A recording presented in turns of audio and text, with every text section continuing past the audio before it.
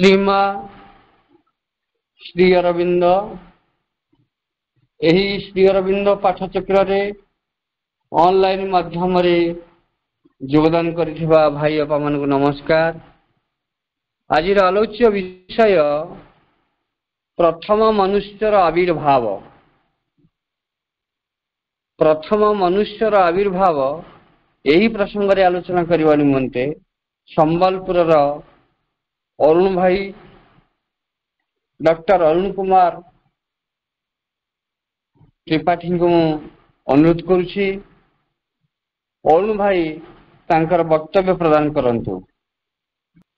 करुणामयी माँ परम प्रभु श्री अरविंद ऑनलाइन माध्यम रे जोड़ी होइथिबा समस्त मातृप्रेमी उपाओ भाई माननकु मोर नमस्कार, शुभेच्छा एवं आंतरिक प्रणाम। समस्तंक पाई मां निकट रे तांकर कृपा भिक्षा करुछि। ईशोपनिषदर गोटे श्लोक अंधं तमः प्रविशन्ति ये असंभूतिं उपास्यते ततो भियो ईवते तमो यौ संभूतं रताः। तार अर्थटी होची जे जो माने सृष्टिर नियम कानून विषय रे बा सृष्टि विषय रे, सृष्टि केमिति हला, काहेकि हला, कोन पई हला, ए विषय रे जो माने जानती नाही बा जानिबा को इच्छा प्रकाश करती नाही, से माने सबु अज्ञान अंधकार भितरे बुड़ी रहंती। किंतु जो माने सृष्टि सर्जना विषय रे जानती बा जानिबा को जिज्ञासा करती, से माने एक बृहत अंधकार भितरे बुड़ी रहंती। आ से बृहत अंधकार होची हमर हृदय गह्वर। कथाटी होची जो माने सृष्टिर नियम कानून विषय जानिबा को चाहिए, तांको भितरे जेते सब प्रश्न, जेते सब संदेह सब सृष्टि हबो, तैयारी हबो, से सबर उत्तर केवल ही केवल आत्मा पाखरे पहुंचीबा हेबो। हम माने समस्ते से आत्मा के निकट रे पहुंचीबा एवं तांको नहीं जेतल आमे प्रश्न तैयारी करिबा, सब प्रश्नर उत्तर आपण माने पाइबे जदि आपण मानक भितरे गोटे जिज्ञासा थिबो, सृष्टि काहेकि हला, कोन पई हला, केउ कारण रु हला।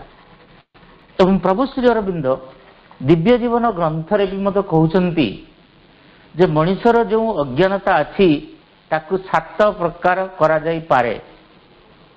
इग्नोरेंस हैज 7 फोल्ड्स, प्रभु श्री अरविंद कहउचंती।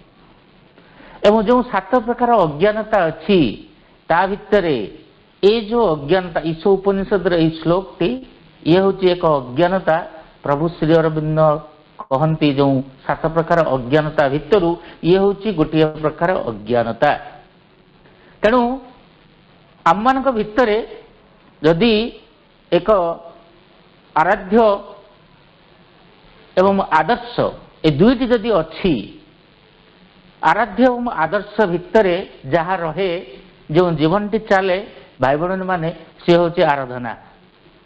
तेणु आमे जदि श्री अरविंद को आमर आराध्य रूप में ग्रहण करिथिबा, तांकर आदर्श को जदि आमे ग्रहण करुथिबा, पाथेय करी जो जीवनटी चालुथिबा भाई बहन माने से ही हबो आराधना। तेणु सृष्टिर नियम कानून विषय रे न जानिबा जो एक प्रकार अज्ञानता बोली प्रभु श्री अरविंद कहंती, भाई बहन माने आमे माने समस्ते सचेतन हेबा, बुझिबा, जानिबा, एक जिज्ञासा टिके रखिबा जे सृष्टिर सर्जना विषय रे। पुणी दिव्य जीवन ग्रंथ प्रभु कहउछंती जे ब्रह्मांडीय रचनार माध्यम होउछि एई मन। मनर अनेक प्रकार भेद अछि। प्रभु कहउछंती ए जो विश्व ब्रह्मांड जो रचना करा हैछि, जो तैयारी हैछि, ए जो रचनार माध्यम होउछि मन। आ मन स्थान अनुसार तार प्रकार भेद होता है। विश्व ब्रह्मांड कथा यदि आमे बुझिबा, माँ बईर 6ठ अध्याय प्रभु कहउछंती ଯେ ମାଙ୍କର ତିନୋଟି ସ୍ୱରୂପ ଅଛି, ବ୍ୟଷ୍ଟିଗତ, ବିଶ୍ୱଗତ ଓ ବିଶ୍ୱାତୀତ। ଏବଂ ଏହି ତିନି ଜଗତରେ ଜଗତ ଜନନୀ ଚିତ୍ ଶକ୍ତି ଭଗବତୀ ଚିତ୍ ଶକ୍ତି ମା ବିଚରଣ କରନ୍ତି। କେବଳ ବିଚରଣ କରନ୍ତି ନାହିଁ, ଲାଳନ ପାଳନ ମଧ୍ୟ କରନ୍ତି। ତାର ସମସ୍ତ ଦାୟିତ୍ୱକୁ ସେ ବହନ କରନ୍ତି। ପୁରୁଷଙ୍କ ନିର୍ଦ୍ଦେଶରେ ପ୍ରକୃତି ଦେବୀ ଏହି ତିନି ଜଗତର ଲୀଳାଖେଳା କରନ୍ତି। ଏବଂ ସିକ୍ରେଟ ନଲେଜରେ ପ୍ରଭୁ ଶ୍ରୀ ଅରବିନ୍ଦ କହୁଛନ୍ତି, the two who are one are the secret of all power, the two who are one are the mighty and the right in things. ତେଣୁ ଏଇ ଯୋଉ ତିନି ଜଗତ ରହିଲା, ତାକୁ ଯେତେବେଳେ ଆମେ ବିଶ୍ୱ ବ୍ରହ୍ମାଣ୍ଡ ବୋଲି କହିବା, ତେବେ ବିଶ୍ୱାତୀତ ଜଗତ ହେଲା ସଚ୍ଚିଦାନନ୍ଦଙ୍କ ନିବାସ। ଏମିତି ବି କହିପାରିବା ଯେ ପୁରୁଷ ଓ ପ୍ରକୃତି ଦୁହେଁ ସେହି ଜଗତରୁ ବିଶ୍ୱଗତ ଆଉ ବ୍ୟଷ୍ଟିଗତ ଜଗତକୁ ପ୍ରଦକ୍ଷିଣ କରନ୍ତି। ଏବଂ ଏହି ଦୁଇ ଜଗତର ସମସ୍ତ କାର୍ଯ୍ୟକୁ ପ୍ରକୃତି ଦେବୀ ମା ପରିଚାଳନା କରନ୍ତି। ଏବଂ ସେ ଯେଉଁ ବିଶ୍ୱାତୀତ ଜଗତ କେବଳ ହିଁ କେବଳ ଦିବ୍ୟ ଆନନ୍ଦ ଦ୍ୱାରା ଭରପୁର ରହିଥାଏ। ଏବଂ ସିଏ ସର୍ବୋଚ୍ଚ ସ୍ତରରେ ଊର୍ଦ୍ଧ୍ୱର ସର୍ବୋଚ୍ଚ ସ୍ଥିତିରେ ଅବସ୍ଥିତ ହେଉଛି ବିଶ୍ୱାତୀତ। ଏବଂ ତାର ତଳକୁ ରହିଲା ବିଶ୍ୱଗତ ଜଗତ। ଏଠାରେ କେବଳ ଦେବତାମାନେ ରହନ୍ତି। ଆମେମାନେ ଯେଉଁ ଜଗତରେ ଅଛୁ ତାହା ହେଉଛି ବ୍ୟଷ୍ଟିଗତ ଜଗତ। ଏବଂ ଆମେ ଏମିତି ବୁଝିପାରିବା ଯେ ବିଶ୍ୱଗତ ଜଗତ ସୃଷ୍ଟି କରିସାରିବା ପରେ ପୁରୁଷ ଓ ପ୍ରକୃତି ବ୍ୟଷ୍ଟିଗତ ଜଗତକୁ ସର୍ଜନା କରିଥାଇ ପାରନ୍ତି। ଆମେ ଏମିତି ବୁଝିବା।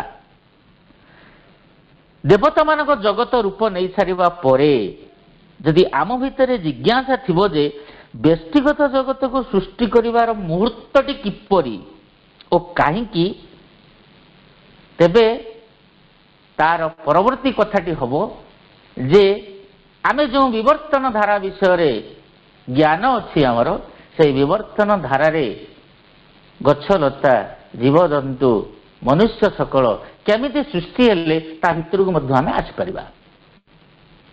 ଗୋଟେ ସୁନ୍ଦର କାହାଣୀ ଅଛି ଐତ୍ରେୟ ଉପନିଷଦରେ। ଐତ୍ରେୟ ଉପନିଷଦରେ କୁହାଯାଉଛି ଯେ ସଚ୍ଚିଦାନନ୍ଦ ଭଗବାନ ପ୍ରକୃତି ମାଧ୍ୟମରେ ନିଜକୁ ପ୍ରକାଶ କରିବା ପାଇଁ ଚାହିଁଲେ, ଇଚ୍ଛା ପ୍ରକଟ କଲେ। ଏବଂ ଭଗବାନଙ୍କ ନିର୍ଦ୍ଦେଶରେ ପ୍ରକୃତି ଦେବୀ ମା ପ୍ରଥମେ ଦେବତାମାନଙ୍କୁ ସୃଷ୍ଟି କଲେ। ଏବଂ ଯେତେବେଳେ ଦେବତାମାନଙ୍କୁ ସୃଷ୍ଟି କଲେ, ସେମାନେ ସବୁ ଖାଇବା ପାଇଁ ଭଗବାନଙ୍କୁ ଏବଂ ପ୍ରକୃତି ଦେବୀ ମାଙ୍କୁ ଅଳି କଲେ। ଏବଂ ସୃଷ୍ଟିର ବ୍ୟବସ୍ଥା ଭିତରେ ଯେତେବେଳେ ଅସମ୍ଭବ ପ୍ରତୀତ ହେଲା, ଦେବତାମାନେ ଶେଷରେ କହିଲେ, ପ୍ରକୃତି ଦେବୀଙ୍କୁ କହିଲେ, ସଚ୍ଚିଦାନନ୍ଦଙ୍କୁ କହିଲେ ଯେ ଆମର ଯଥାଶୀଘ୍ର ଖାଇବା ବ୍ୟବସ୍ଥା କର, କିମ୍ବା ଏପରି ଏକ ସ୍ଥାନରେ ଆମକୁ ରଖ ଯେଉଁଠି ଖାଦ୍ୟର ଆବଶ୍ୟକ ପରିଲକ୍ଷିତ ହେଉନଥିବ। କାହାଣୀଟି ହେଉଛି ଏ ପ୍ରକାର। ଭଗବାନଙ୍କ ନିର୍ଦ୍ଦେଶରେ ପ୍ରକୃତି ଦେବୀ ମା ସବୁ ଜୀବଜନ୍ତୁମାନଙ୍କୁ ସୃଷ୍ଟି କଲେ। ଦେବତାମାନଙ୍କୁ ଆଗ ସୃଷ୍ଟି କଲେ, ତାପରେ ଜୀବଜନ୍ତୁମାନଙ୍କୁ ସୃଷ୍ଟି କଲେ। ଏବଂ ସେ ଜୀବଜନ୍ତୁମାନଙ୍କୁ ଯେତେବେଳେ ଦେବତାମାନେ ଦେଖିଲେ, ସେମାନେ ତାଙ୍କ ଭିତରେ ବାସସ୍ଥାନ କରିବା ପାଇଁ ଅସ୍ୱୀକାର କଲେ।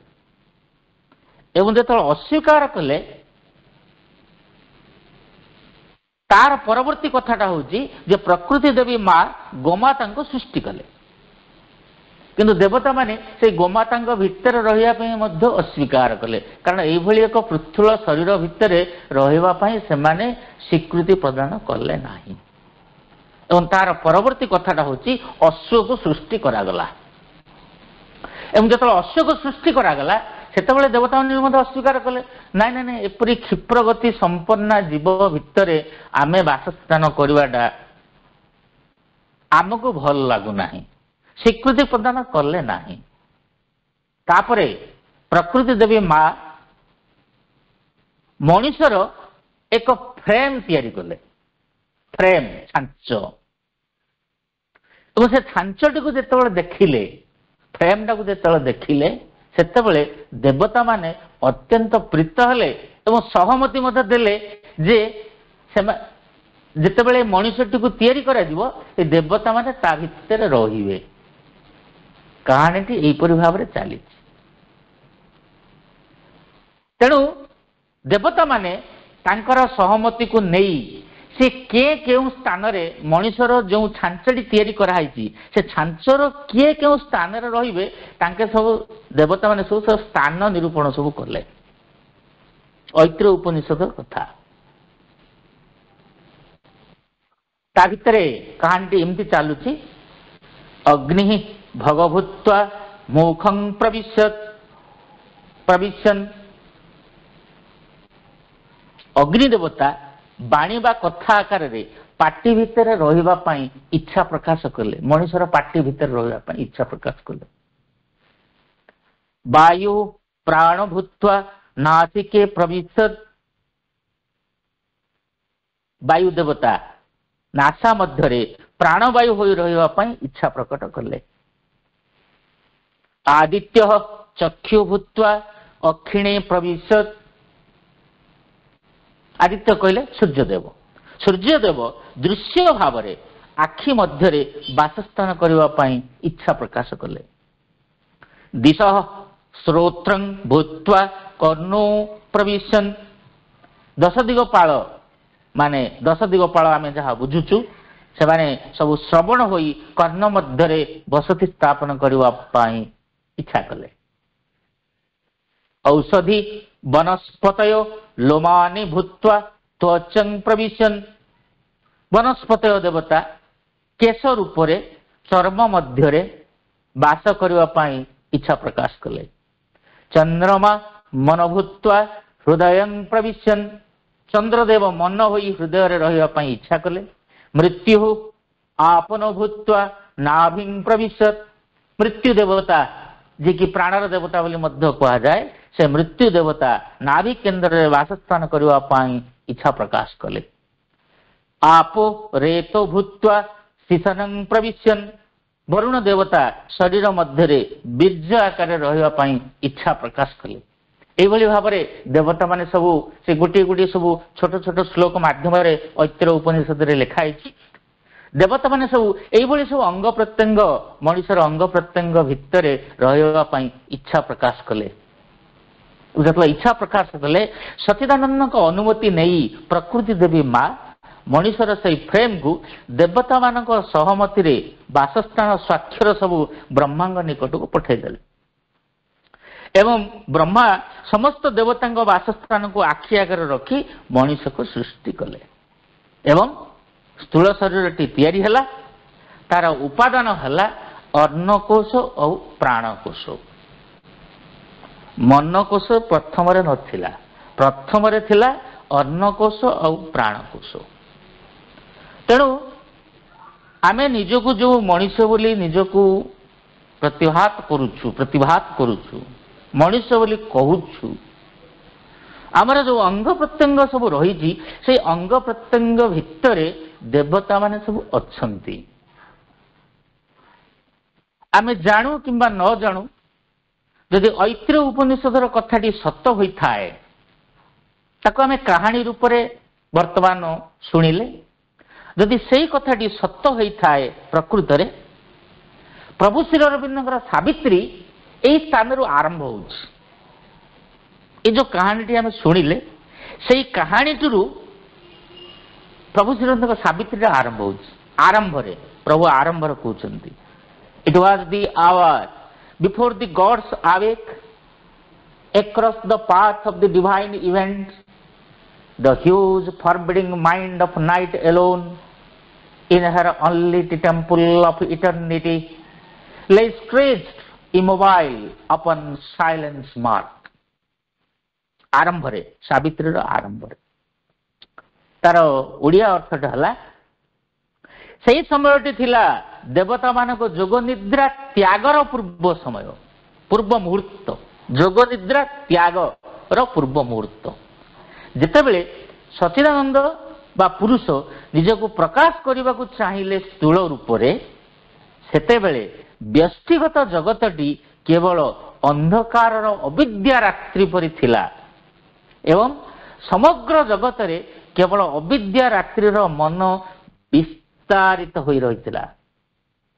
ଏହି ମନକୁ ପ୍ରଭୁ ଶ୍ରୀ ଅରବିନ୍ଦ ଦିବ୍ୟ ଜୀବନ ଗ୍ରନ୍ଥରେ କହୁଛନ୍ତି ସବକନସିୟସ୍ ମାଇଣ୍ଡ।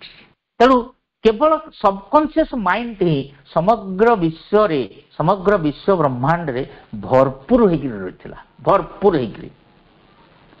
ପୁଣି ପ୍ରଭୁ କହୁଛନ୍ତି almost one felt obscure, impenetrable in the somber symbol of the eyeless muse, the evasion of the unbodied infinite, a fathomless zero occupied the world.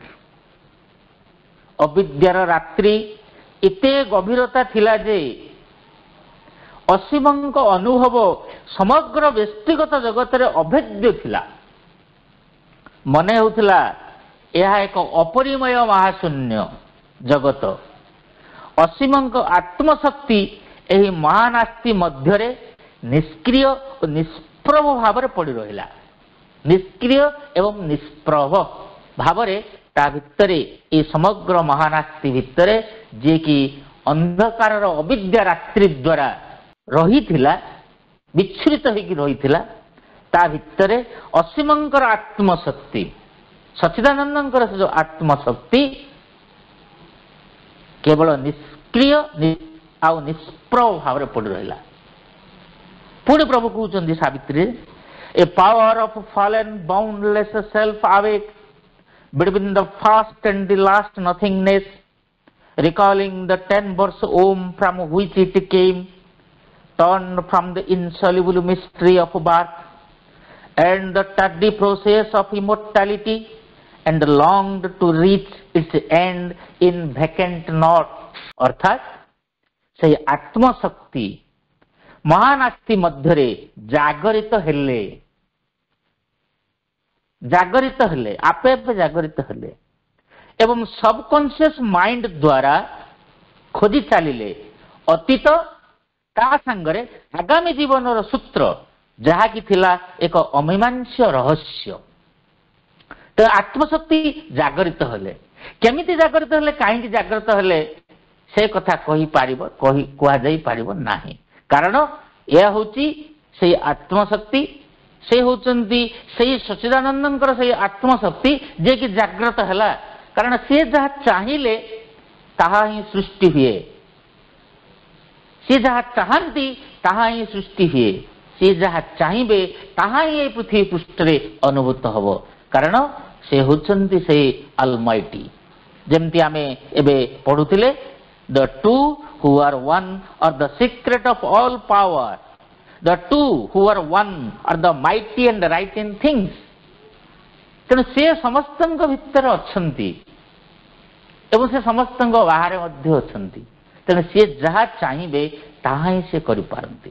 ତେଣୁ ଯେତେବେଳେ ଆତ୍ମଶକ୍ତି, ଅସୀମଙ୍କ ସେଇ ଆତ୍ମଶକ୍ତି ଏହି ମହାନାସ୍ତି ମଧ୍ୟରେ, ମହାନାସ୍ତି କହିଲେ ଅବିଦ୍ୟାର ଯେଉଁ ଅନ୍ଧକାର ରାତ୍ରି, କାଳ ରାତ୍ରି, ତା ଭିତରେ ଯେଉଁ ନିଷ୍କ୍ରିୟ ନିଷ୍ପ୍ରଭ ଭାବରେ ଯେଉଁ ପଡ଼ି ରହିଥିଲା, ଧୀରେ ଧୀରେ ତା ମଧ୍ୟରେ ଆତ୍ମଶକ୍ତି ଜାଗ୍ରତ ହେଲେ ଏବଂ ସେ ଯେଉଁ ଜାଗ୍ରତ ହେଲେ, ସେ ଜାଗ୍ରତ ହେବା ପାଇଁ ପ୍ରକ୍ରିୟାଟା ହେଉଛି କ'ଣ ନା, ତାଙ୍କୁ ସାହାଯ୍ୟ କରୁଛନ୍ତି ସେ ସବକନସିୟସ୍ ମାଇଣ୍ଡ।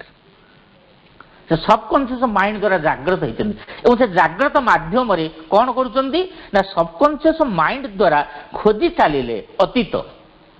ବର୍ତ୍ତମାନ ଯେଉଁ ମହାନାସ୍ତି ଅଛି ତାର ଅତୀତ କ'ଣ ଥିଲା ଏବଂ ତା ସାଙ୍ଗରେ ଯେଉଁ ଆଗାମୀ ଭବିଷ୍ୟତଟିଏ ଆସୁଛି, ସେ ଆଗାମୀ ଜୀବନର ସୂତ୍ର ମଧ୍ୟ ସେ ଖୋଜି ଚାଲିଲେ ଏବଂ ଯାହାକି ଥିଲା ଏକ ଅମୀମାଂସ୍ୟ ରହସ୍ୟ, ତାହା କାହାକୁ ଜଣା ନଥିଲା, କେବଳ ତାଙ୍କୁ ହୁଏତ ଜଣାଥିବ। ତେଣୁ ସେଇ ସବକନସିୟସ୍ ମାଇଣ୍ଡ ମଧ୍ୟରେ, ସେ ମହାନାସ୍ତି ମଧ୍ୟରେ ସେ ଆତ୍ମଶକ୍ତି ସବକନସିୟସ୍ ମାଇଣ୍ଡ ମାଧ୍ୟମରେ ସେ ଖୋଜି ଚାଲିଲେ। ତାର ଅର୍ଥ ହେଉଛି କ'ଣ ନା, ସେ ଯେଉଁ ସବକନସିୟସ୍ ମାଇଣ୍ଡ ଯେଉଁ ଅଛି, ସିଏ ହେଲା ବର୍ତ୍ତମାନ ଯେଉଁ ବିବର୍ତ୍ତନ ଧାରା କହିଲେ ଆମେ ବୁଝୁ, ସେଇ ବିବର୍ତ୍ତନ ଧାରାର ବାହକ ଏବଂ ଭିତ୍ତି ପ୍ରସ୍ତର ସ୍ଥାପକ।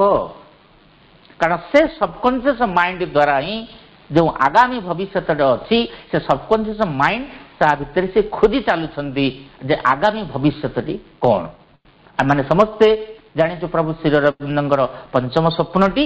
ତେଣୁ ସେ ସବକନସିୟସ୍ ମାଇଣ୍ଡ, ଯେଉଁ ସବକନସିୟସ୍ ମାଇଣ୍ଡ ଦ୍ୱାରା ଏ ଅବିଦ୍ୟାର କାଳରାତ୍ରି ଭିତରେ ଜାଗ୍ରତ ହେଇଥିଲେ ସବକନସିୟସ୍ ମାଇଣ୍ଡ ଆତ୍ମଶକ୍ତି, ସବକନସିୟସ୍ ମାଇଣ୍ଡ ମାଧ୍ୟମରେ ଯେଉଁ ଜାଗ୍ରତ ହେଇଥିଲେ ସେ ଜାଗ୍ରତ ହେବାର ଯେଉଁ ପ୍ରକ୍ରିୟାଟି, ସେ ପ୍ରକ୍ରିୟାଟି ଏ ଯାଏଁ ଚାଲିଛି।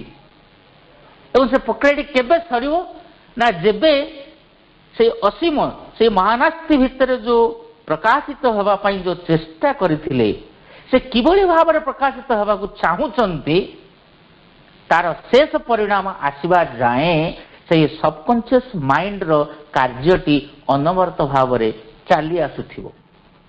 ତେଣୁ ସେ ଯେଉଁ ସବକନସିୟସ୍ ମାଇଣ୍ଡ ହେଉଛି ବିବର୍ତ୍ତନ ଧାରାର ବାହକ ଏବଂ ଭିତ୍ତିପ୍ରସ୍ତର ସ୍ଥାପକ। ସବକନସିୟସ୍ ମାଇଣ୍ଡର ଗୁଣଧର୍ମ କାର୍ଯ୍ୟ ବିଷୟରେ ଆମେ ସହଜରେ ଆମେ ଯଦି ନିଜକୁ ନିଜେ ପଚାରିବା, ଯଦି ବୁଝିବାକୁ ଚାହିଁବା, ତେବେ ତାର ଗୁଣଧର୍ମ, ତାର କାର୍ଯ୍ୟ ବିଷୟରେ ଆମେ ସହଜରେ ଜାଣିପାରିବା।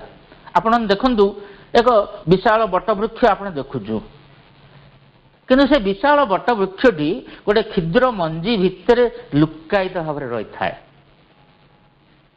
କିନ୍ତୁ ସେଇ ମଞ୍ଜିଟି ଯେତେବେଳେ ମାଟି ଭିତରେ ପୋତି ଦିଆଯାଏ, ସେଇ ବୀଜଟିକୁ ଯେତେବେଳେ ପୋତି ଦିଆଯାଏ, କିଛି ଦିନ ଗଲା ପରେ ସେ ଅଙ୍କୁରୋଦ୍ଗମ ହୁଏ ଏବଂ ସେ ଅଙ୍କୁରୋଦ୍ଗମ ହେଇକିନା ଦିନେ ଏକ ବିଶାଳକାୟ ବୃକ୍ଷରେ ସେ ରୂପଟିଏ ନିଏ।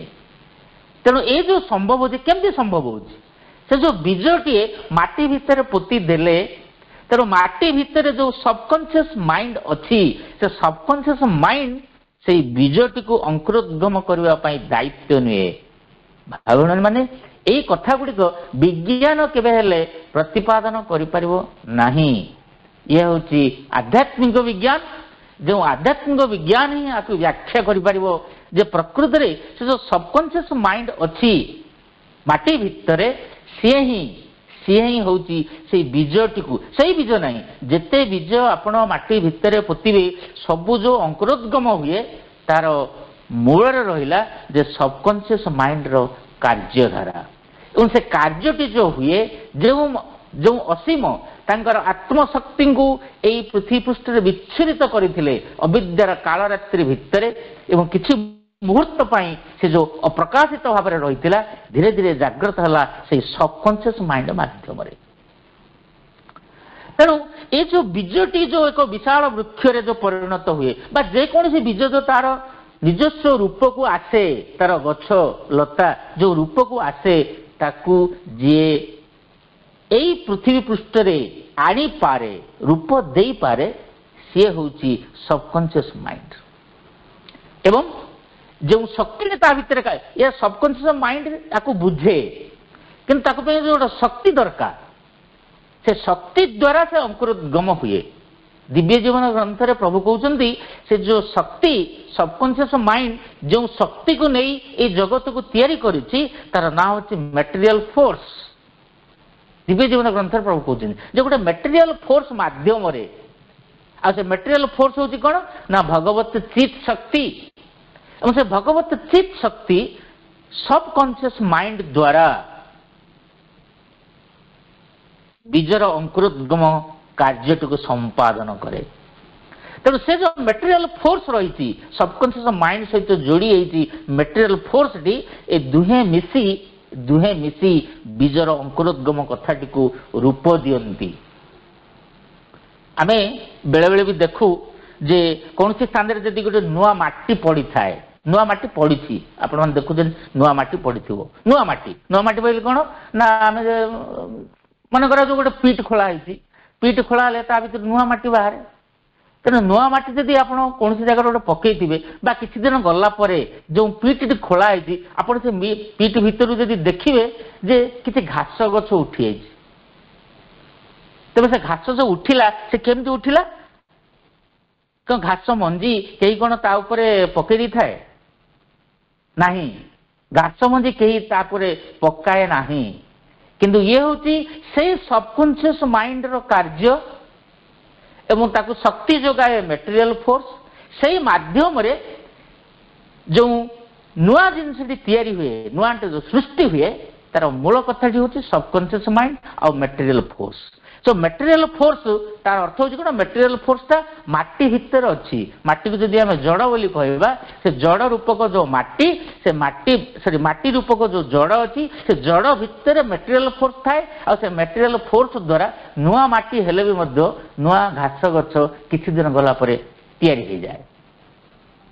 ନୂଆ ପୋଖରୀ ଯଦି ଆପଣମାନେ ଖୋଳିବା, ନୂଆ ପୋଖରୀ ଯେତେବେଳେ ଆମେ ଖୋଳିବା, ଆପଣମାନେ ଦେଖିବେ କିଛି ଦିନ ଗଲା ପରେ ସେ ପୋଖରୀ ଭିତରେ ଜଳଜ ଉଦ୍ଭିଦ ମାନେ ତିଆରି ହେଇଯାନ୍ତି, ଆପେ ଆପେ ତିଆରି ହେଇଯାଏ ଜଳଜ ଉଦ୍ଭିଦ ମାନେ।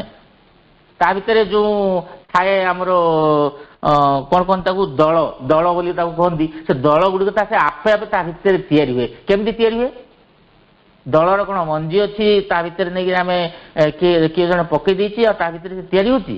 ନା, ସେ ଯୋଉ ନୂଆ ମାଟିଟି, ନୂଆ ପାଣି ଯୋଉ ତିଆରି ହେଇଛି ପୋଖରୀ ଭିତରେ, କିଛି ଦିନ ଗଲା ପରେ ତା ଭିତରେ ଦଳ ବା ଜଳଜ ଉଦ୍ଭିଦ ମାନେ ତିଆରି ହୁଅନ୍ତି, ଆପେ ଆପେ ତିଆରି ହୁଅନ୍ତି। ତାର କାରଣଟି ହେଉଛି ଯେ ଜଳ ଭିତରେ ମଧ୍ୟ ସେଇ ମେଟେରିଆଲ ଫୋର୍ସ ଅଛି, ଜଳ ଭିତରେ ବି ମଧ୍ୟ ସେଇ ସବକନସିୟସ୍ ମାଇଣ୍ଡ କାମ କରୁଛି। ତେଣୁ ସେ ମେଟେରିଆଲ ଫୋର୍ସ ଦ୍ୱାରା ସବକନସିୟସ୍ ମାଇଣ୍ଡ ମାଧ୍ୟମରେ କ'ଣ ହୁଏ ନା, ସେ ଜଳ ଭିତରେ ଜଳଜ ଉଦ୍ଭିଦ ଆଉ ଦଳ ଏମାନେ ସବୁ ତିଆରି ହୁଅନ୍ତି। ତେଣୁ ଏ କଥାଟି 100% ସତ୍ୟ କଥା ଯେ ଜଡ଼ କହିଲେ ଆମେ ଯଦି ପାଣି, ମାଟି, ପବନ ଆକୁ ଯଦି ଆମେ ବୁଝୁଛୁ, ସେ ଜଡ଼ ଭିତରେ ସବକନସିୟସ୍ ମାଇଣ୍ଡ ରହିଛି ଏବଂ ସେ ଜଡ଼ ମାଧ୍ୟମରେ ଯାହା କିଛି ନୂଆ ଜିନିଷ ତିଆରି ହୁଏ, ଆସିଯାଏ, ସେ ହେଉଛି ମେଟେରିଆଲ ଫୋର୍ସର କାର୍ଯ୍ୟ। ତେଣୁ ଏଇ ଯୋଉ ମାଟି, ପାଣି, ପବନ, ଗଛ, ଲତା, ବୃକ୍ଷ ଯାହା ରହିଲା, ଏ ସବୁର ମୂଳରେ ରହିଛି ସବକନସିୟସ୍ ମାଇଣ୍ଡ ଏବଂ ସେ ସବକନସିୟସ୍ ମାଇଣ୍ଡଙ୍କ ମାଧ୍ୟମରେ ଏ ଯୋଉ ଜଗତ ଯୋଉ ତିଆରି ହେଇଛି, ଜଗତରେ ନୂଆ ନୂଆ ରୂପ ସବୁ ଆସି ପହଞ୍ଚିଯାଏ। ପୁଣି ଦିବ୍ୟ ଜୀବନ ଗ୍ରନ୍ଥରେ ପ୍ରଭୁ କହୁଛନ୍ତି, The essence of will and desire were evident everywhere in nature, and though this is not yet sufficiently envisaged, they are associated with and indeed the expression of a subconscious, or if you will, inconscious or quite involved sense and intelligence which are equally pervasive. ଦିବ୍ୟ ଜୀବନ ଗ୍ରନ୍ଥରେ ପ୍ରଭୁ କହୁଛନ୍ତି ଯେ ଆମେ ଯେମିତି ଆରମ୍ଭରେ ପଢ଼ିଲେ ଯେ ଅବିଦ୍ୟାର ମହାରାତ୍ରି ଭିତରେ, ସେଇ ମହାରାତ୍ରି ଭିତରେ ଅସୀମ ତାଙ୍କର ଆତ୍ମଶକ୍ତିକୁ ଯେମିତି ପ୍ରକଟ କରିବାକୁ ଚାହିଁଲେ, କିନ୍ତୁ କିଛି ସମୟ ଯାଏଁ ତାହା ନିଷ୍କ୍ରିୟ ଭାବରେ ପଡ଼ି ରହିଲା ଏବଂ ଧୀରେ ଧୀରେ ସେଇ ଆତ୍ମଶକ୍ତି ଗୋଟେ ସବକନସିୟସ୍ ମାଇଣ୍ଡ ମାଧ୍ୟମରେ ଜାଗରିତ ହେଲେ ଏବଂ ସେ ଖୋଜି ଚାଲିଲେ ଯେ ଯାହା ବର୍ତ୍ତମାନ ଅଛି, ଯେଉଁ ଅବିଦ୍ୟାର ମହାରାତ୍ରି ଅଛି, ତାର ଅତୀତ କ'ଣ ଏବଂ ତାର ଭବିଷ୍ୟତ କ'ଣ, ଏ କଥାଟା ଯୋଉ ଖୋଜି ଚାଲିଲେ, ସେଇ କଥାଟା ଯେମିତି ଜାଗରିତ ହେଲା, ସେଇ ଜାଗରିତ ହେବାର ଯୋଉ ପ୍ରକ୍ରିୟାଟା ପ୍ରଭୁ କହୁଛନ୍ତି, The essence of will and desire were evident everywhere. କାରଣ ସେ ଯୋଉ ବିବର୍ତ୍ତନ ଧାରାକୁ ଆମେ ଯଦି ସତ୍ୟ ବୋଲି ସ୍ୱୀକାର କରୁ, ତେବେ ସେ ଅବିଦ୍ୟାର ଯୋଉ ରାତ୍ରି ଥିଲା, ସେ ଅବିଦ୍ୟାର ରାତ୍ରି ବହୁଦିନ ଯାଏଁ ତିଷ୍ଠି ରହିପାରି ନାହିଁ। ସେ ସବକନସିୟସ୍ ମାଇଣ୍ଡ ଏବଂ ମେଟେରିଆଲ ଫୋର୍ସ ମାଧ୍ୟମରେ ଯୋଉ ଜଗତରେ ଯୋଉ ନୂଆ ନୂଆ ସବୁ ତିଆରି ହେଲା, ତା ଭିତରେ ଯୋଉ ତିଆରି ହେଲା, ସେ ତିଆରି ହେବାର ଯୋଉ ପ୍ରକ୍ରିୟାଟି ପ୍ରଭୁ କହୁଛନ୍ତି କ'ଣ, The essence of will and desire were evident everywhere in nature. Nature କହିଲେ କ'ଣ ନା ପ୍ରକୃତି, ବିଶ୍ୱ ପ୍ରକୃତି। ସେ ବିଶ୍ୱ ପ୍ରକୃତି କେମିତି ତିଆରି ହେଲା ନା ବିଶ୍ୱ ପ୍ରକୃତି ଏଇ ମାଧ୍ୟମରେ ତିଆରି ହେଲା, ୱିଥ୍ ଦ ସବକନସିୟସ୍ ମାଇଣ୍ଡ। ଆଉ ଯେଉଁ ମେଟେରିଆଲ ଫୋର୍ସ ଅଛି, ସେ ମେଟେରିଆଲ ଫୋର୍ସ ହେଉଛି ଚିତ୍ ଶକ୍ତି। ସେ ମେଟେରିଆଲ ଫୋର୍ସ ମାଧ୍ୟମରେ, ଆଉ ସେ ଚିତ୍ ଶକ୍ତି ହେଉଛି ଭଗବାନଙ୍କର ଶକ୍ତି। ଭଗବାନଙ୍କୁ ଯଦି ଆମେ ସଚିଦାନନ୍ଦ ବୋଲି କହିବା, ସଚିତ୍ ଆନନ୍ଦର ଯିଏ ପ୍ରତୀକ, ତେଣୁ ସେ ଯେଉଁ ଚିତ୍ ଶକ୍ତି, ସେଇ ଚିତ୍ ଶକ୍ତି ହେଉଛି ଭଗବତୀ ଚିତ୍ ଶକ୍ତି ଏବଂ ସେ ଭଗବତୀ ଚିତ୍ ଶକ୍ତି ହିଁ ମେଟେରିଆଲ ଫୋର୍ସ ହେଇକିନା ଜଡ଼ ଭିତରେ ଅଛନ୍ତି ଅଛନ୍ତି ସେ ଏ ଯାଏ ପ୍ରକାଶିତ ହୋଇନାହାନ୍ତି। ତେଣୁ ପ୍ରଭୁ ଶ୍ରୀ ଅରବିନ୍ଦ ଯାହା କହନ୍ତି ଯେ ଯେଉଁ ଅତିମାନସ ମହାଶକ୍ତି ଅଛି ପୃଥିବୀର ଉର୍ଦ୍ଧ୍ୱରେ ଯେଉଁ ରହିଛି ଅତିମାନସ ମହାଶକ୍ତି, ସିଏ ଅବତରଣ କଲେ ଏଇ ପୃଥିବୀର ଯେଉଁ ଦୁଃଖ କଷ୍ଟ ଯନ୍ତ୍ରଣା ଯେଉଁ ଦୂର ହବ, ତାର ମୂଳ କଥାଟି ହେଉଛି ସେ ଅବତରଣ କରୁନାହିଁ। କାରଣ ଅବତରଣ କଲେ ତାକୁ ଧାରଣ କରିବା ପାଇଁ ଏଇ ପୃଥିବୀ ପ୍ରସ୍ତୁତ ହେଇଥିବା କଥା। ତେଣୁ ଏଇ ପୃଥିବୀ ପ୍ରସ୍ତୁତ ହେଇନାହିଁ ସେଇ ଅତିମାନସ ମହାଶକ୍ତିକୁ ଧାରଣ କରିବା ଲାଗି। କିନ୍ତୁ ଅତିମାନସ ମହାଶକ୍ତି ପ୍ରସ୍ତୁତ ହେଇକିନା ଅଛି ପୃଥିବୀ ପୃଷ୍ଠକୁ ଅବତରଣ କରିବାର ଲାଗି। କିନ୍ତୁ ସେ ଯେତେବେଳେ ଅବତରଣ କରିବେ ତାକୁ କିଏ ପ୍ରକୃତରେ ଧାରଣ କରିପାରିବ ନା ଏ ଯୋଉ ମେଟର ବୋଲି ଆମେ ଯାହା କହୁଛୁ, ଜଳ ବାୟୁ ପାଣି ପବନ ମାଟି ଯାହା ଆମେ କହୁଛୁ ମେଟର ବୋଲି କହୁଛୁ, ଯୋଉ ଜଡ଼ ବୋଲି ଯୋଉ କହୁଛୁ, ଏ ଜଡ଼ ଭିତରେ ଯେଉଁ ମେଟେରିଆଲ ଫୋର୍ସ ଅଛନ୍ତି, ସେ ମେଟେରିଆଲ ଫୋର୍ସ ଯେତେବେଳେ ଉଜ୍ଜୀବିତ ହେବେ, ଯେତେବେଳେ ଜାଗ୍ରତ ହେବେ, ମେଟେରିଆଲ ଫୋର୍ସ ବର୍ତ୍ତମାନ ଭିତରେ ଅଛନ୍ତି, ମାଟି ଭିତରେ ଅଛନ୍ତି, ପାଣି ଜଳ ଭିତରେ ଅଛନ୍ତି, ବାୟୁ ଭିତରେ ଅଛନ୍ତି, ସେ ପ୍ରକାଶିତ ହେଇନାହାନ୍ତି। କିନ୍ତୁ ଯେତେବେଳେ ସେ ମେଟେରିଆଲ ଫୋର୍ସଟା ପ୍ରକାଶିତ ହେବେ ସେତେବେଳେ ଅତିମାନସ ମହାଶକ୍ତି ଅବତରଣ କରିବ। ଅବତରଣ କଲେ ଏଇ ମେଟେରିଆଲ ଫୋର୍ସ ଏବଂ ସେ ଅତିମାନସ ମହାଶକ୍ତି ଯେତେବେଳେ ମିଳନ ହବ ସେତେବେଳେ ଏଇ ଜଗତ ଦିବ୍ୟ ଜଗତରେ ରୂପାନ୍ତରିତ ହବ। ତେଣୁ ପ୍ରଭୁ ଶ୍ରୀରବିନ୍ଦ କହୁଛନ୍ତି a date is fix in the calendar of the unknown. ଭଗବାନଙ୍କର ପଞ୍ଜିକାରେ ସେ ତାରିଖଟି ଫିକ୍ସ ହେଇଯାଇଛି, ତାକୁ କେହି ବଦଳେଇ ପାରିବ ନାହିଁ। ଏବଂ ସେ ସମୟଟି ଯେତେବେଳେ ଆସିବ ସେତେବେଳେ ମେଟେରିଆଲ ଫୋର୍ସ ଉଜ୍ଜୀବିତ ହେଇଥିବ ଏବଂ ଅତିମାନସ ମହାଶକ୍ତି ପୃଥିବୀ ପୃଷ୍ଠକୁ ଅବତରଣ କରିବ ଏବଂ ଦୁଇ ଶକ୍ତିର ମିଳନରେ ଏଇ ପୃଥିବୀ ଦିନେ ଦିବ୍ୟ ଜଗତରେ ରୂପାନ୍ତରିତ ହବ। ଏହା ହେଉଛି ପ୍ରଭୁ ଶ୍ରୀ ଅରବିନ୍ଦଙ୍କର ପଞ୍ଚମ ସ୍ୱପ୍ନ ଏବଂ ଦୂରଦୃଷ୍ଟି ମଧ୍ୟ। ତେଣୁ ଏ ଯୋଉ ମେଟେରିଆଲ ଫୋର୍ସ ରହିଛି, ସେ ମେଟେରିଆଲ ଫୋର୍ସ ଧୀରେ ଧୀରେ ଜାଗ୍ରତ ହଉଛି ଏବଂ ସେ ଯୋଉ ଜାଗ୍ରତ ହଉଛି, ସେ ଜାଗ୍ରତ ହେବା ମାଧ୍ୟମରେ ଗୋଟେ ପ୍ରକୃତି ତିଆରି ହେଲା ତା ଚାରି ପାଖରେ, ସେ ହଉଛି ବିଶ୍ୱ ପ୍ରକୃତି। ଏବଂ ସେ କାହିଁକି ତିଆରି ହେଲା ନା ଏଇଭଳି ଭାବରେ, ଯେହେତୁ ସଚ୍ଚିଦାନନ୍ଦ ଚାହୁଁଛନ୍ତି ପ୍ରକାଶିତ ହେବା ପାଇଁ, କାରଣ ସେ ଆତ୍ମଶକ୍ତି ରୂପରେ ଯେତେବେଳେ ବିଚ୍ଛାରିତ ହେଇକି ରହିଲେ ଅବିଦ୍ୟାର କାଳରାତ୍ରି ମଧ୍ୟରେ ନିଷ୍କ୍ରିୟ ଭାବରେ, ସିଏ ତାଙ୍କ ତରଫରୁ ଗୋଟେ ସବକନସିୟସ୍ ମାଇଣ୍ଡ ସେ ତିଆରି କରିଛନ୍ତି ଏବଂ ସେ ସବକନସିୟସ୍ ମାଇଣ୍ଡ ସହିତ ଗୋଟେ ମେଟେରିଆଲ ଫୋର୍ସକୁ ନେଲା ପରେ ସେ ଯୋଉ ନିଷ୍କ୍ରିୟ ଭାବରେ ପଡ଼ି ରହିଥିଲେ ସେ ଧୀରେ ଧୀରେ ଜାଗ୍ରତ ହେଉଛନ୍ତି। ଇଏ ହେଉଛି ବିବର୍ତ୍ତନର ପ୍ରକ୍ରିୟା। ତେଣୁ ଧୀରେ ଧୀରେ ଜାଗ୍ରତ ହେବାର ପ୍ରକ୍ରିୟାରେ ଏ ଯୋଉ ବିଶ୍ୱ ପ୍ରକୃତି ତିଆରି ହେଇଛି।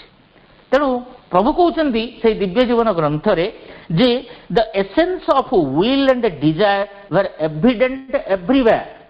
ସବୁ ଜାଗାରେ ଆମେ ଯଦି ସେଇ ଅବିଦ୍ୟାର କାଳରାତ୍ରିରୁ ଯଦି ଆରମ୍ଭ କରିବା ବା ବିଶ୍ୱ ପ୍ରକୃତି ତିଆରି ହେବାର ପରବର୍ତ୍ତୀ କଥା ଆମେ ଯଦି କହିବା, ତେବେ ସବୁ ସ୍ଥାନରେ ଇଟ୍ was evident the will and desire. Will କଲେ ଆମେ ଜାଣୁଛୁ ସମସ୍ତେ ଆଶା ଏବଂ ଡିଜାୟାର ମାନେ କାମନା। ତେଣୁ ଆଶା ଓ କାମନା ଗୁଡ଼ିକ ସବୁ କ'ଣ ହେଲା ନା everywhere, it was evident everywhere in nature, and though this is not yet sufficiently envisaged, they are associated with and indeed the expression of a subconscient, or if you will inconscient or quite involved sense and intelligence which are equally pervasive. ତେଣୁ ପ୍ରଭୁ କହୁଛନ୍ତି ସେ ଯୋଉ material force ଯୋଉ ଅଛି, ସେ material force ହେଉଛି ଯୋଉ ସବକନସିୟସ୍ ମାଇଣ୍ଡ ରହିଛି, ସେ ସବକନସିୟସ୍ ମାଇଣ୍ଡ ହେଉଛି ଇଣ୍ଟେଲିଜେଣ୍ଟ।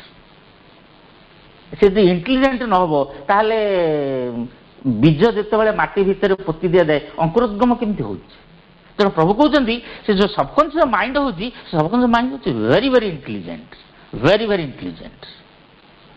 ତେଣୁ ତାର ଯୋଉ ଇଣ୍ଟେଲିଜେନ୍ସଟା ଅଛି, ସେ ଇଣ୍ଟେଲିଜେନ୍ସ ପାୱାରଟା ଏଇ ଯାଏଁ ଚାଲିଛି। ବିଶ୍ୱ ପ୍ରକୃତି ଭିତରେ ଯାହା ଯାହା ସବୁ ଘଟୁଛି ଘଟଣା ଗୁଡ଼ିକ ସେ ସବୁ ଚାଲିଛି ଏବଂ ଯାହା ବି ହେଉଛି it start from the subconscious mind, subconscient mind, ଯିଏକି ଜଡ଼ ଭିତରେ ଲୁକାୟିତ ଭାବରେ ଅଛନ୍ତି, ସୁପ୍ତ ଭାବରେ ଅଛନ୍ତି।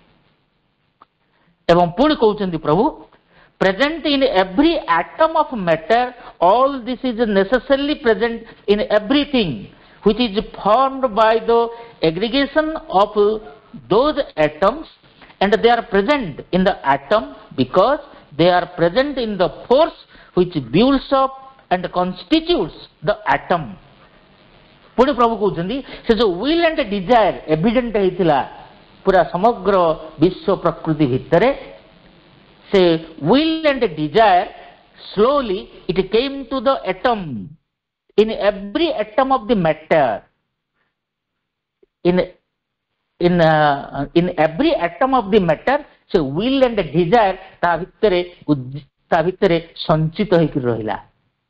कारण से जो will and desire जो रहिला atom भितरे से will and desire they both have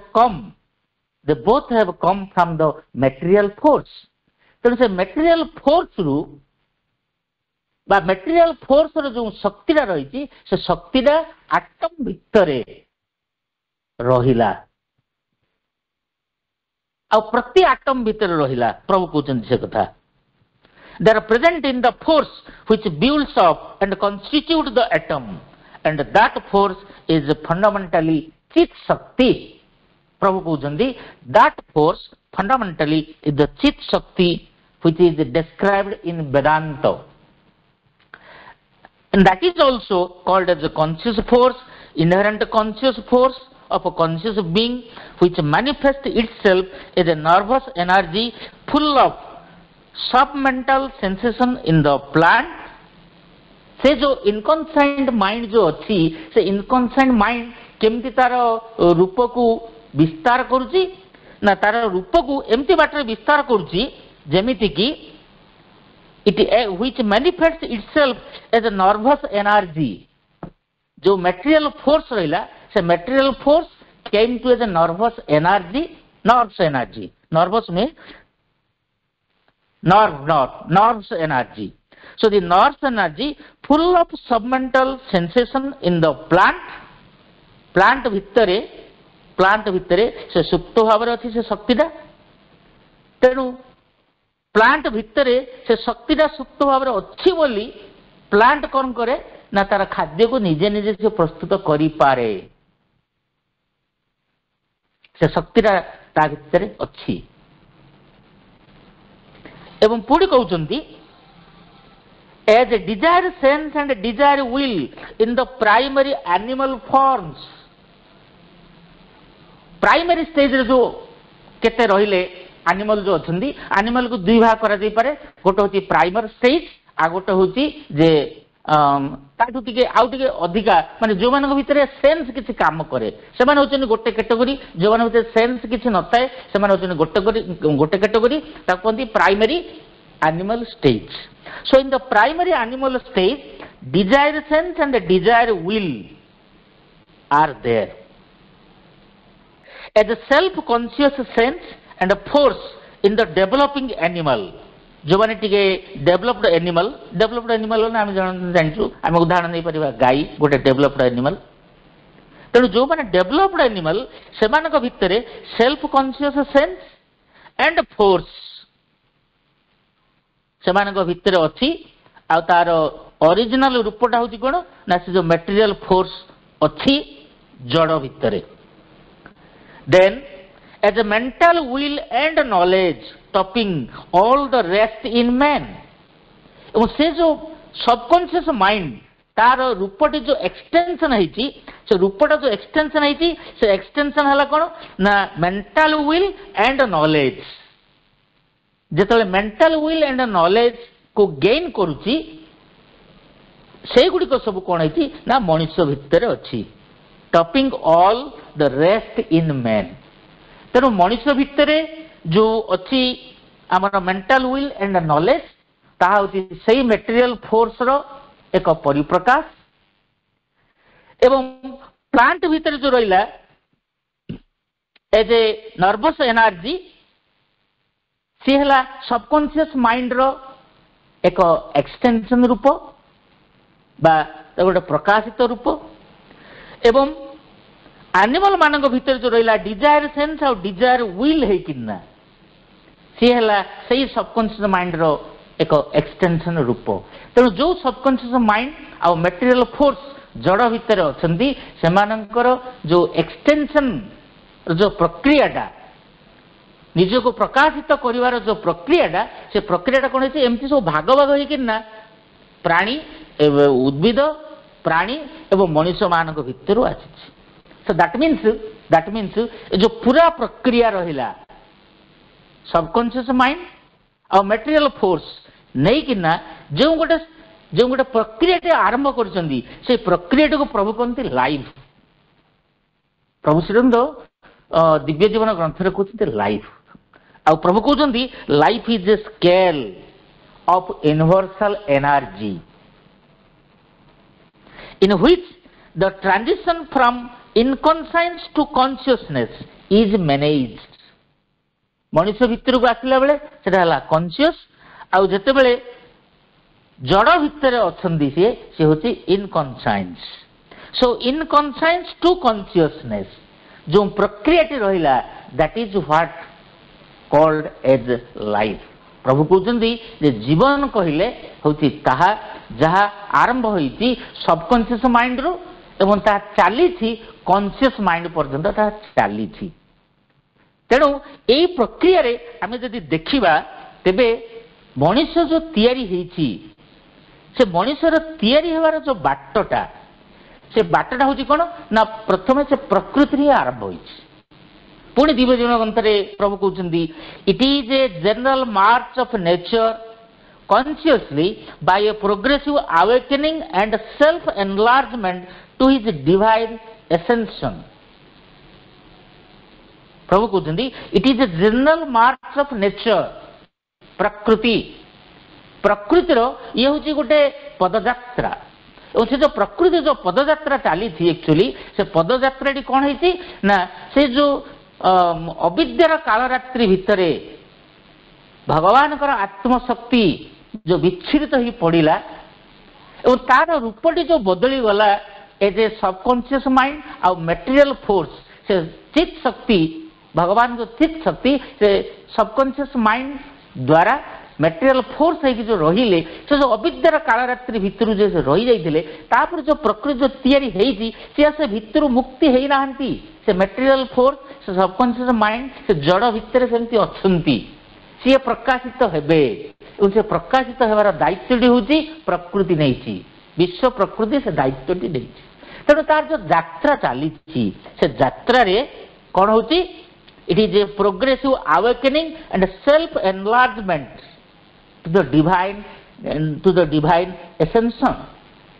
ତେଣୁ ସେ ଯୋଉ ଆତ୍ମଶକ୍ତି ଭିତରେ ରହିଲେ ଅବିଦ୍ୟାର କାଳରାତ୍ରି ଭିତରେ ସେ ଯୋଉ ପୁରାପୁରି ଭାବରେ ଯୋଉ ପ୍ରକାଶିତ ହେବାକୁ ଚାହାନ୍ତି ସେ ପ୍ରକାଶିତ ହେବାର ପ୍ରକ୍ରିୟାଟାକୁ ବିଶ୍ୱ ପ୍ରକୃତି ନେଇଛି। ଆଉ ସେ କ'ଣ କରୁଛି ନା consciously by a progressive awakening and self enlargement ପ୍ରକ୍ରିୟାରେ ସେ ଆଗକୁ ଆଗକୁ ବଢୁଛି। ପୁଣି କହୁଛନ୍ତି the ascent to the divine life is the human journey the work of works the acceptable sacrifice। ପୁଣି ପ୍ରଭୁ କହୁଛନ୍ତି ସେଇ ଦିବ୍ୟ ଜୀବନ ଗ୍ରନ୍ଥରେ ଏ ଯୋଉ ଏସେଣ୍ଟ ଡିଭାଇନ୍ ଅଛନ୍ତି ଜଡ଼ ଭିତରେ, ତେଣୁ ଜଡ଼ ଭିତରେ ଯେଉଁ ଡିଭାଇନ୍ ଶକ୍ତି ରହିଛନ୍ତି ଏଜ୍ ଏ ମ୍ୟାଟେରିଆଲ ଫୋର୍ସ ସେ ଯୋଉ ପ୍ରକାଶିତ ହେବାକୁ ଚାହାନ୍ତି ସେ ପ୍ରକାଶିତ ଏ ଯାଏଁ ହେଇନାହାନ୍ତି। ତେଣୁ ସେ ଯୋଉ ପ୍ରକାଶିତ ହେବେ ଆଉ ଏ ଯୋଉ ଗୋଟେ ପ୍ରକ୍ରିୟାଟି ଚାଲିଛି ଇନକନସାଇଣ୍ଟରୁ ସବକନସିୟସ୍ ଇନକନସାଇଣ୍ଟରୁ କନସାଇଣ୍ଟ ପର୍ଯ୍ୟନ୍ତ ଯେଉଁ ପ୍ରକ୍ରିୟାଟି ଚାଲିଛି ଯେଉଁ ଜୀବନଟି ଚାଲିଛି ଏଇ ଜୀବନର ପ୍ରକ୍ରିୟାରେ ଯେଉଁ ଡିଭାଇନ୍ ଯୋଉ ପ୍ରକାଶିତ ହେବାକୁ ଚାହାନ୍ତି ସେ ହେଉଛି କ'ଣ ନା it is a continuous awakening process of self enlargement. ସେ ଧୀରେ ଧୀରେ ସେ ବିକଶିତ ହେବାକୁ ଯାଉଛନ୍ତି ଏକ ରୂପାନ୍ତରିତ ପ୍ରକ୍ରିୟାରେ।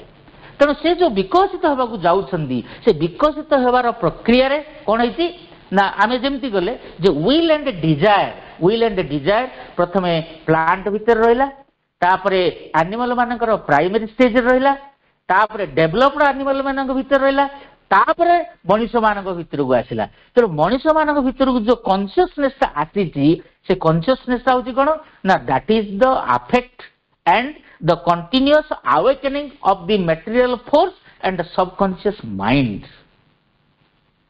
ସେମାନଙ୍କର end of the self enlargement ପ୍ରକ୍ରିୟାରେ